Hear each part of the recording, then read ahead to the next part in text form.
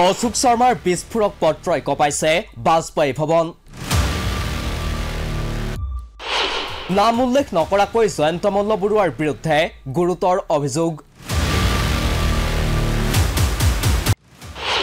জেললৈ যোৱাৰ ভয়তহে একাংশই যোগদান কৰিছিল বিজেপিত।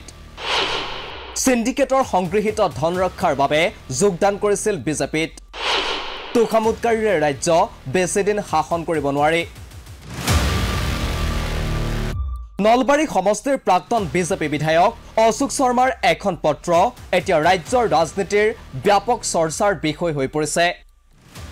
3 পৃষ্ঠাজোৰা পত্ৰখনে সম্প্ৰতি কপাইছে ৰাজ্যিক বিজেপিৰ বশিষ্ঠস্থিত মুখ্য কাৰ্যালয় অটল বিহাৰী বাজপেয়ী ভৱন। যোৱা 7 মে'ত তৃতীয় পৰ্যায়ৰ লোকসভা নিৰ্বাচনৰ ভোটগ্ৰহণৰ মাজতে প্ৰাক্তন বিধায়কগৰাকীয়ে দলৰ সন্দৰ্ভত কৰিছিল কেইবাটাও মন্তব্য। এই মন্তব্যকে দল বিৰোধী আখ্যা দি 13 মে'ত ৰাজ্যিক সভাপতি ভৱেশ কলিতাৰ নিৰ্দেশত সাধাৰণ সম্পাদক তথা সাংসদ পল্লৱলোচন দাসে অশোক শৰ্মাক কাৰণ দৰ্শোৱাৰ জাননী প্ৰেৰণ কৰে। 20 মে'ৰ ভিতৰত কাৰণ দৰ্শোৱাৰ জাননীৰ উত্তৰ দিবলৈও কোৱা হয়। সেই অনুসৰি প্ৰাক্তন বিধায়কগৰাকীয়ে নিৰ্দিষ্ট সময়ত দিয়ে উক্ত জাননীৰ উত্তৰ। নলবাৰী সমষ্টিৰ প্ৰাক্তন বিধায়কগৰাকীয়ে ৰাজ্যিক সভাপতি ভৱেশ কলিতালৈ লিখা উত্তৰ সম্বলিত পত্ৰখনৰ 3টা পৃষ্ঠাতে আছে বহু বিস্ফোৰক তথ্যসহ অভিযোগ। এই পত্ৰখনৰ সন্দৰ্ভত বৃহস্পতিবাৰে সাংবাদিকৰ আগত প্ৰতিক্ৰিয়াও ব্যক্ত কৰে নলবাৰীৰ প্ৰাক্তন বিধায়কগৰাকীয়ে। বিশেষকৈ নলবাৰীৰ বৰ্তমানৰ বিধায়ক তথা পৰ্যটন জনস্বাস্থ্য কাৰিকৰী বিভাগৰ মন্ত্ৰী জয়ন্ত মল্ল বৰুৱাই শেহতীয়াকৈ অশোক শৰ্মাৰ মন্তব্যৰ সন্দৰ্ভত তাচ্ছিল্যসূচক মন্তব্য কৰিছিল। এই সন্দৰ্ভত মন্ত্ৰী জয়ন্ত মল্ল বৰুৱাৰ নাম উল্লেখ নকৰাকৈ নলবাৰীৰ প্ৰাক্তন বিজেপি বিধায়কগৰাকীৰ মন্তব্য। তেওঁ বছৰত 5-6 দিন বিজেপিৰ বাবে কাম কৰা বুলি কৈছে। অতি দুখ লাগে, লাজো লাগে। আমি 5-6 দিন কাম কৰি চৰকাৰ আনিলো, যাৰ বাবে তেওঁলোক বিজেপিত আহিল। যে তেওঁ যে আমাক বছৰত 5-6 দিন মানে বিজেপি কৰা বুলি কাম কৰা বুলি কৈছে, কিন্তু অতি আজি দুখ লাগে, লাজো লাগে কথাটো যে আমি 5-6 দিন কাম কৰি চৰকাৰ আনিবলৈ সক্ষম হোৱা অৱস্থাতহে তেওঁলোকে কিন্তু বিজেপিত আহিছিল। আৰু কি আহিছিল মই সেইটোও কৈছোঁ। ইয়াৰ পাছত অশোক শৰ্মাই জয়ন্ত মল্ল বৰুৱাৰ নাম উল্লেখ নকৰাকৈ তেওঁলোক কিয় বিজেপিলৈ আহিল তাৰ কাৰণ দাঙি ধৰে। সিন্ডিকেটেৰে সংগৃহীত ধন ৰক্ষাৰ বাবে জেল যোৱাৰ ভয়তহে তেওঁলোক বিজেপিত আহিল। আৰে আপুনি টিভি নাচায় নে পেপাৰ নাচায়?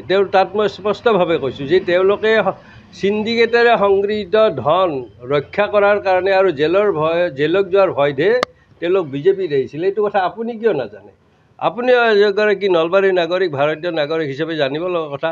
তেওঁলোকৰ কুকীৰ্তিৰ কথা পাহৰি পত্ৰখনত অশোক শৰ্মাই তেওঁ নলবাৰী সমষ্টিত কৰা কামৰ ফলক ভাঙি দিয়া বুলিও পত্ৰখনত অভিযোগ কৰিছে।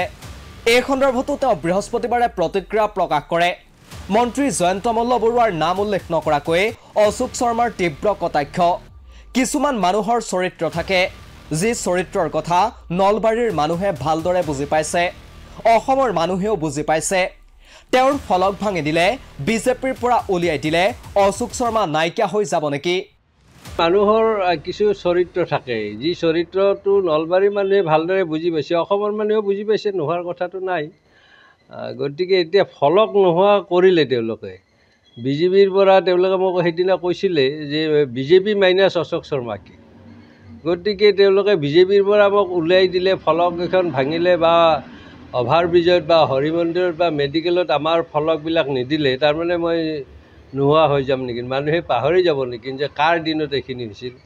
গতিকে সেইবিলাক কথালৈ মই কোনো ভ্ৰক্ষেপ কৰা নাই আৰু সেই বিষয়ত মোৰ উত্তৰ দিব লগাও একো নাই। আনহাতে মন্ত্ৰী জয়ন্ত মল্ল বৰুৱাই 24 ঘণ্টাই দলৰ বাবে কাম কৰা বুলি কৰা মন্তব্যৰো প্ৰত্যুত্তৰ দিয়ে অশোক শৰ্মাই। পত্ৰখনতো তেওঁ এই সন্দৰ্ভত লিখাৰ লগতে সাংবাদিকৰ আগত কয়, 24 ঘণ্টা প্ৰধানমন্ত্ৰী নৰেন্দ্ৰ মোদীয়ে কাম নকৰে, তেওঁ 18 ঘণ্টা কাম কৰে। সেই মহাপুৰুষে 24 ঘণ্টাই কাম কৰে। তেওঁ শৌচ শুদ্ধি নকৰে নেকি? তেওঁ আহাৰ গ্ৰহণ নকৰে নেকি? তেওঁ ৰাতি নুশুৱে নেকি বুলিও প্ৰশ্ন অশোক শৰ্মাৰ। তেওঁৱে কয় যে আমি বছৰত 5-6 দিন কাম কৰিছিলোঁ আৰু তেওঁ 24 ঘণ্টাই কাম কৰে। আৰু 24 ঘণ্টা আমাৰ মাননীয় প্ৰধানমন্ত্ৰী যশস্বী প্ৰধানমন্ত্ৰী নৰেন্দ্ৰ মোদী ডাঙৰে নকৰে, তেখেতে 18 ঘণ্টা কাম কৰে বুলি কয়। গতিকে আমি আনন্দ প্ৰকাশ কৰোঁ, হয় 6 ঘণ্টা নিজৰ কাৰণে ৰাখিছে। এই মহাপুৰুষে আৰু 24 ঘণ্টাই কৰে। তেওঁ তাৰমানে শৌচ শুদ্ধি নকৰে নেকি? তেওঁ আহাৰ গ্ৰহণ নকৰে নেকি? ৰাতি নুশুৱে নেকি? এইবিলাক কিয় কথা কয়? এইবিলাক কথা কোৱাৰ কাৰণে তেওঁলোকে হাঁহি এটাৰ পাত্ৰ হৈছে, আমি হোৱা নাই। ইফালে পত্ৰখনত অশোক শৰ্মাই তেওঁ কুলাংগাৰ আখ্যা দিয়া নেতাজনক কাৰণ দৰ্শোৱাৰ জাননী দিবনে বুলিও প্ৰশ্ন উত্থাপন কৰে। পত্ৰখনত বিজেপিৰ ৰাজ্যিক সভাপতি ভৱেশ কলিতাক মুখ্যমন্ত্ৰী হিমন্ত বিশ্ব শৰ্মাক কেইজনমান তোষামোদকাৰীৰে ৰাজ্য বেছিদিন শাসন কৰিব নোৱাৰি বুলি ক'বলৈও তেওঁ আহ্বান জনায়। পত্ৰখনত অশোক শৰ্মাই লিখিছে, উভতগুৰে নচা অহংকাৰী নেতাকেইজনক নিয়ন্ত্ৰণ কৰিবলৈ মনে নধৰেনে? অন্যথা 2016 চনৰ দৰে 2026 চনতো হ'ব পৰিৱৰ্তন হোৱাটো নিশ্চিত। কিন্তু অশোক শৰ্মাৰ এই বিস্ফোৰক পত্ৰৰ সন্দৰ্ভত ৰাজ্যিক বিজেপিৰ সভাপতি ভৱেশ কলিতাই ব্যৱস্থা গ্ৰহণ কৰিবনে?